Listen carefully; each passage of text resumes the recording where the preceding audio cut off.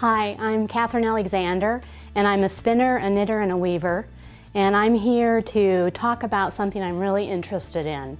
And it's about the energy that we create when we twist fibers into yarns. And it's a thing that I've always used as a weaver because I did a lot of collapse weaving, and I was really interested in what counterclockwise and clockwise yarns would do in a surface if you gave them room to move.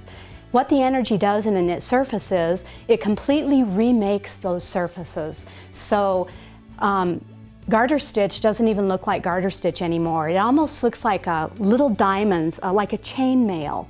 Stocking knit stitch can look like a herringbone. Everything is turned around upside down. And so for me it was really intriguing and made an already really interesting craft, which is knitting and spinning, even more interesting. I'm going to talk first a little bit about how you actually make a balanced single yarn.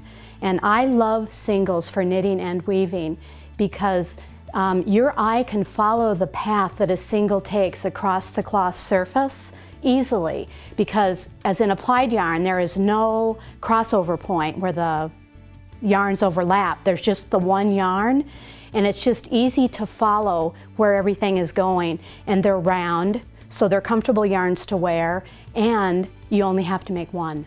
When you talk about making a balanced singles yarn for knitting, and you're thinking about spinning it, it's almost really impossible to spin a balanced yarn, because the minute you start to twist those fibers to make a yarn, that's when you begin to add the energy. The energy that you're adding to those yarns is usually consumed.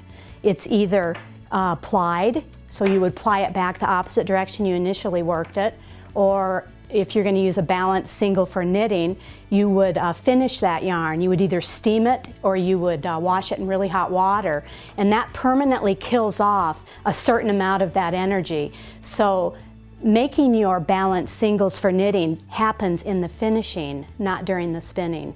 As a spinner, you have to know and understand how much of that twist energy can be removed when you are finishing it, because only a certain amount can be removed, and that changes when you go from fiber to fiber. I'm going to show spinners how to handle the different staple lengths, long and luster versus short and soft.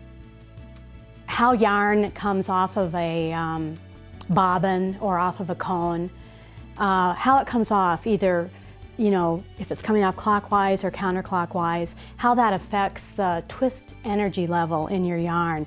And I think we need to think about it because it really does affect how much twist is either removed or added. So I have a little bit of surveyor's tape here, and I've got it so that when I pull this off from the top of this tape, it's going to be coming off in a clockwise motion. So it's going to be coming off like this. And that is putting a Z twist in this tape. And you can kind of see it's going off like this at this angle. If I flip this tape over, wind it back up a little bit, take the twist out, and pull it off in the opposite direction.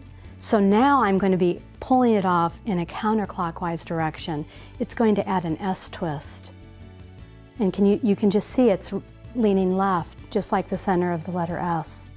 And so we need to pay attention to how we're unloading our yarn because it affects the energy level.